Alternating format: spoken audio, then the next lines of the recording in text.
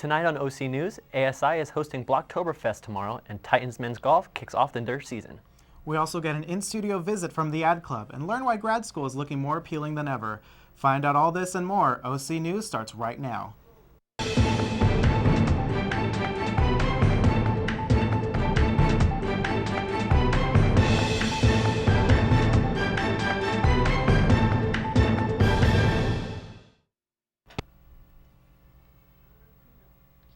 Hello and welcome to OC News. I'm Ray Reese. And I'm Daniel Zamilpa. OC News is brought to you by the broadcast journalism students at Cal State Fullerton. The number of students enrolling in graduate school continues to rise. The trend as the economy declined was many young adults couldn't find jobs, so they turned to grad school as a way to boost their odds of getting one. And the delay could enter the job market. It appears the trend continues. It's estimated that nearly 2 million people applied to get into a graduate studies program last year. Our own Goshpal Sangha reports on the grad school fair right here at Cal State Fullerton. Thanks, Ray. Surviving the 4 years of being an undergraduate can be a difficult task to complete, but for some students, going on to a master's program and beyond is a goal they hope to achieve. As I found out, with a little bit of help, students are more confident about the process. Future graduate students congregated in the Cal State Fullerton Central Quad for the Graduate School Expo. Students attending gathered information about different graduates and professional schools and their admission process. Over 130 programs were in attendance. This event was hosted by CSUF's Career Center, and Director Jim Case hopes students obtain beneficial information in this technology-driven era. There's a lot of information about graduate schools that's available online, and students obviously need to be in touch with that. But this gives you an opportunity to have a face-to-face conversation with somebody in the admissions process to really get the inside line. Multiple schools sent representatives for this event. Professors and university leaders help students address common misconceptions they might have about graduate programs. CSUF alum Brandon Urey was representing the sports management program for Long Beach State. He helped clear up students' misunderstanding about the master's program. We deal with mostly the business side of sports, so working in the front office or doing the behind the scenes stuff to make sure that the game on the field is played. Students left the event well informed. Those who were on the fence for graduate school received the proper information to make their decisions. Students like Patrick Ramirez, who's a biology major, graduate school is the goal, but with the little guidance provided today, it's one step closer to a reality. He was pleased to have absorbed everything he could have. Got to learn more about the program, more about the prerequisites, and how to get into it. Graduate School Prep Week will run until October 4th. There will be at least one event during each weekday. Some of the upcoming events include a seminar on how to fund grad school and an MBA Basics. If you want more information, check out Cal State Fullerton Career Center offices in Langsdorff Hall, room number 208. Or visit their website at fullerton.edu/career. And back to you guys. Speaking of grad school, Orange County Superior Court Judge Donald Gaffney and many more were headlined as the keynote speaker for Cal State Fullerton's Law School Fair, put on by various communities on campus yesterday in the TSU pavilions. The fair allowed for many to visit with various administrations, representatives from law schools across California, and to learn about the different pre-law opportunities on campus. For more information about the Pre-Law Society, check out their Facebook page by searching Pre-Law Society at California State University, Fullerton. Cal State Fullerton students who take classes in the College Park building walk back and forth across campus and across Nutwood Avenue to get to class. There has been talk on campus for years about closing Nutwood to make the walk safer for students. Yesterday, I was helping a friend when we witnessed an accident right in front of College Park. This accident has renewed discussions about closing Nutwood Avenue. It was a normal afternoon for senior communications major Amanda Newell as she was working on a class project until...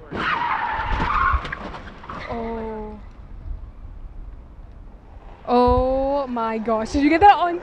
Two vehicles were involved in a collision when one cut the other off while making a right-hand turn onto Nutwood Avenue. So I was doing my package, or my stand-ups for my Com 372 class, and I was facing the opposite direction. So I heard this big bang, and I turn around and then I see the Corolla like pretty much mid-air going over the median into the other lane. The CSUF Police Department reports that a total of 57 auto accidents happened on campus last year, with a total of 15 injuries. There were pedestrians right next to the car accident, and luckily no one was hurt. Everyone walked away safe, but it's definitely dangerous. Drivers are crazy around here and they need to slow down. The CSUF and Fullerton community have been in discussions over the creation of College Town, including the possibility of closing Nutwood Avenue from the 57 freeway to State College Boulevard. It might be more important now than ever. I support the closure of Nutwood with talks of College Town. I cannot believe you got this on film. I know. That's not the first time that I've seen an accident. There have been other incidents at the location. I can see, why people would be discussing why they're going to be closing this location. In local news, last night a sheriff's deputy shot and killed a man armed with a knife after he stabbed the deputy and 2 others in Laguna Niguel. The deputies arrived in response to a domestic dispute between the suspect, his wife, and son. The deputy and 2 other victims were stabbed multiple times and rushed to the hospital, but the injuries have been reported as non-life-threatening. An LA firefighter and his mother were charged with attacking a 47-year-old woman who was feeding stray cats in their West Adams neighborhood.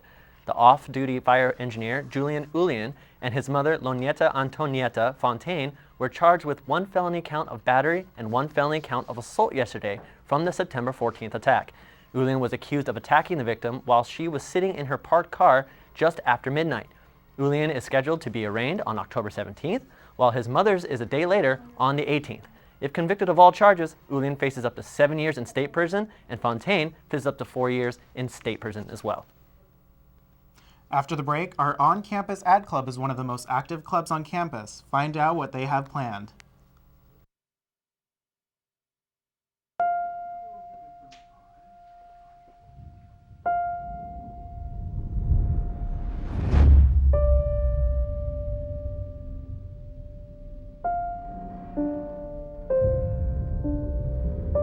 What if a disaster strikes without warning? What if life as you know it has completely turned on its head?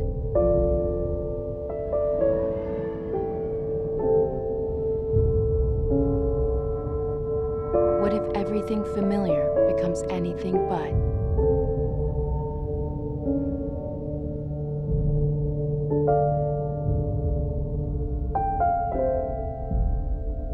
Before a disaster turns your family's world upside down, it's up to you to be ready. I really want to show you something. 1, 2, ready, go! L-O-V-E. It's a mystery. All is love. Is love.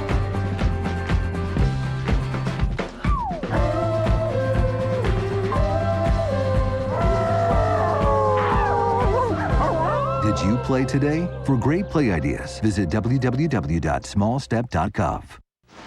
So, are you going out tonight? I can't. My parents say I have to be home right after work. That's so gay. Totally gay. Ugh, that is so Emma and Julia. Why are you saying that's so Emma and Julia? Well, you know when something is dumb or stupid, you say that's so Emma and Julia. Who says that? Everyone. Imagine if who you are were used as an insult. When you say that's so gay, do you realize what you say? Knock it off. The fall season is finally here, although the weather may disagree. Here's Yvonne and Wen with your 5-day weather forecast. Thanks, Daniel. Sunday was the official start of fall and end of summer. I was actually looking forward to trying out some fall trends and sipping on some coffee, but not quite yet. Summer temps are here to stay for now, so appreciate the warm weather while it lasts. Students are still dressing for the warm weather, and currently it is a comfortable 74 degrees, cooling down to 60 degrees when the sun sets at 6:44 p.m. today. Tomorrow it will be partly cloudy in the morning, but sunny later on in the day, 73 degrees with a low of 57, yet temperatures will jump to 83 degrees on Friday with a low of 60 degrees. This weekend will be very hot, a perfect opportunity to head to the beach one last time, with temps of 89 degrees with a low of 61 degrees throughout the weekend. I'm Ivana Nguyen. Thank you for tuning in to OC News for your 5-day weather forecast. Back to you, Ray and Daniel.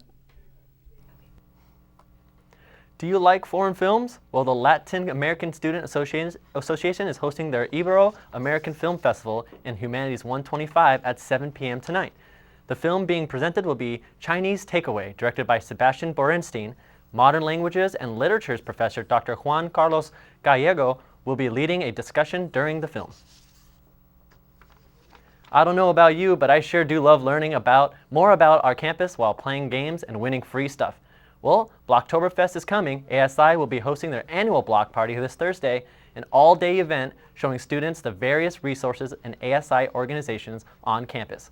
The day will begin with free breakfast at 8 a.m. at 4 different locations on campus, followed by a resource fair and a Titan Shops Tech Expo with giveaways and much, much more. The day is rounded out with hot dog races at 1 p.m. outside the SRC and free food and entertainment in the TSU Underground at 5 p.m. For more information, check out the ASI website at asifullerton.edu.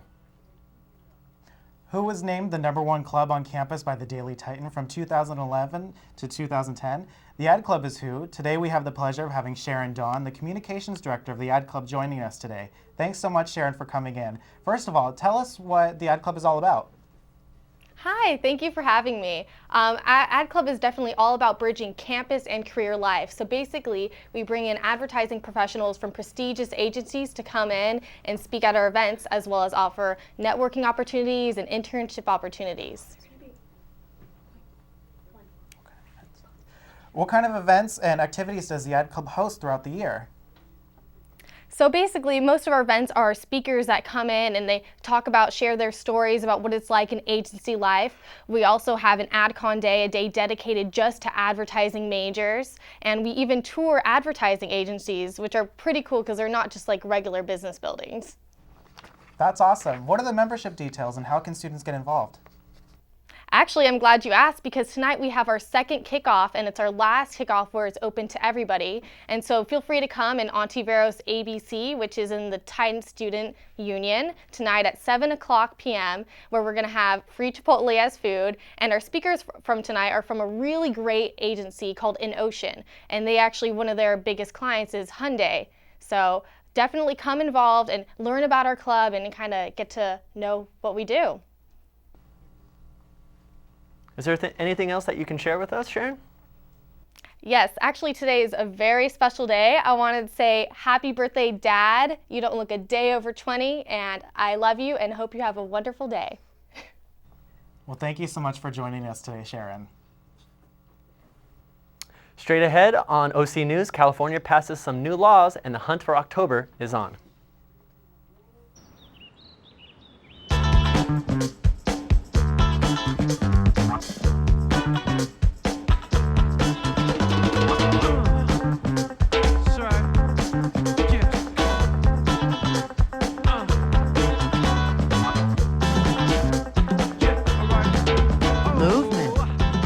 Weight loss, it's one of the many ways to fight osteoarthritis pain.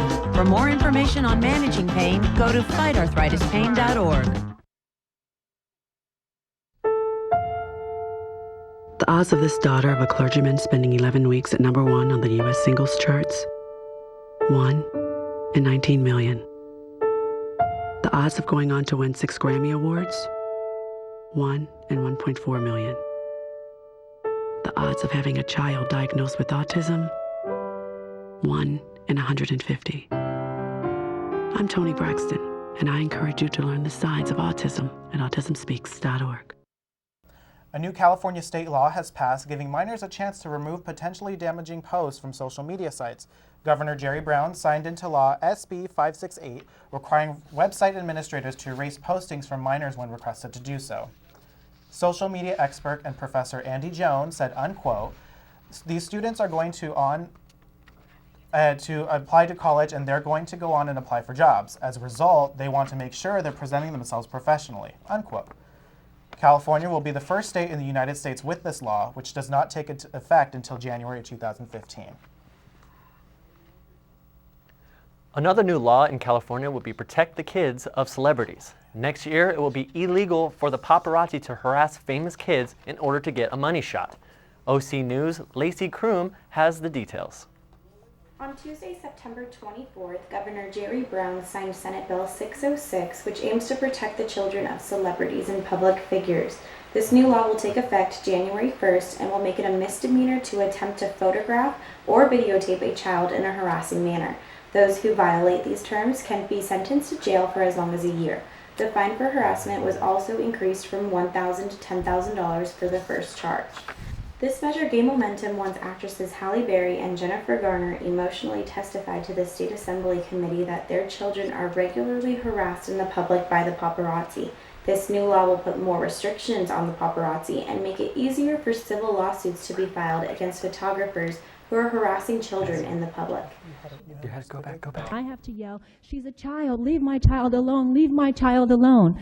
We get into the car, my daughter is now sobbing and she says to me, "Mommy, are they going to kill us? Are they trying to kill us?"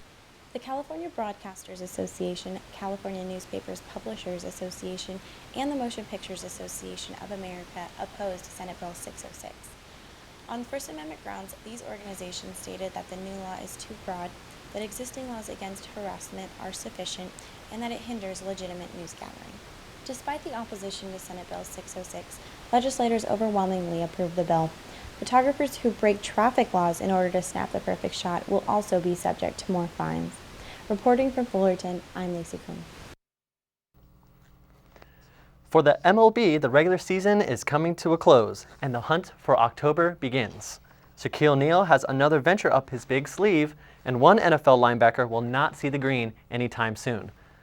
Here's Melissa Muniz with the latest on the start of the golf team for Cal State Fullerton. Thanks, Ray. The Cal State Fullerton's men's golf team traveled to Idaho earlier this week for the Dash Thomas tournament, where they tied for third with a team total of 865. Senior Mark Anguiano placed second overall. Anguiano is tied for the third lowest final round, in which he shot 66, since the golf team was reinstated 3 years ago. Another man on the Fullerton roster placing in the top 20 is senior Corey Gard, who tied for 15th. Fullerton takes a break again until their next invitational in October. We're not worried about the Sacramento Queens. Not at all. And I'm not going to be doing this all year, going back and forth with them. Neal is now going to put all his efforts into the Sacramento Kings. He now has part ownership of the team he despised as a Laker. Under owner Vivek Randive, Mark Mestrov partnered with Vivek in ownership of the team the Kings, and teed up with casual friend Shaq, who jumped on board to owning an unknown stake disclosed by the Kings. The Kings had a fright when the team were in the works of moving the team up to Seattle. Under the new ownership, things should definitely be larger this next season coming around. The hunt for October in the MLB world has begun.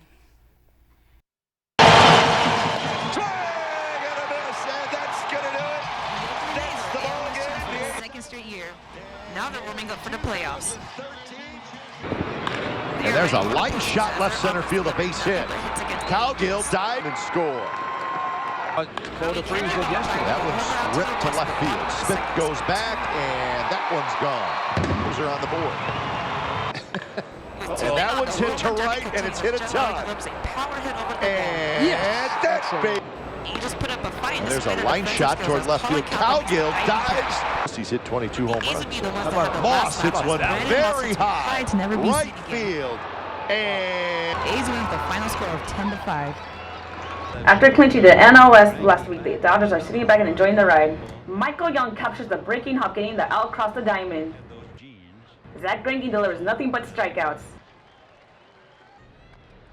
Michael Young gets down and dirty again as he delivers the final out. Score still 0-0. He delivers offensively as well as one on base in the top of the 7th as he hits one out into right, bringing home Adrian Gonzalez, and he gets the RBI. Dodgers pull out a W for their second straight shutout, 21st of their season. That would make them. Walker with another one. He is out, and the Pirates hang on.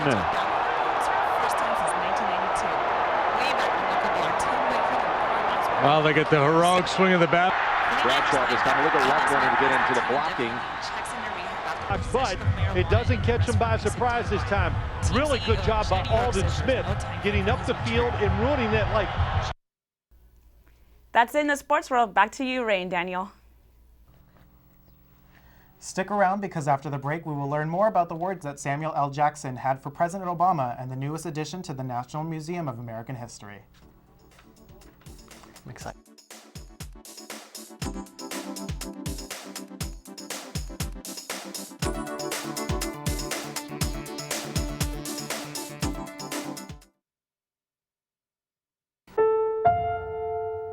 The odds of this daughter of a clergyman spending 11 weeks at #1 on the U.S. singles charts? 1 in 19 million. The odds of going on to win 6 Grammy Awards? 1 in 1.4 million. The odds of having a child diagnosed with autism? 1 in 150. I'm Toni Braxton, and I encourage you to learn the signs of autism at autismspeaks.org.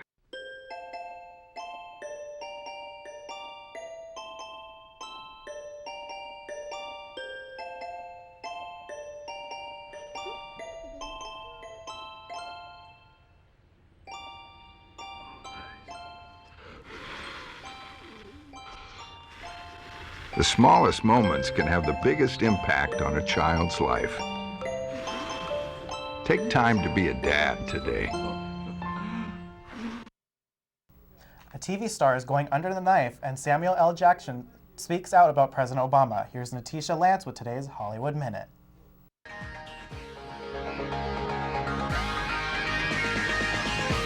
Samuel L. Jackson is giving President Obama a piece of his mind. In a recent interview, the actor lashes out at the president, telling him to, quote, be blank presidential.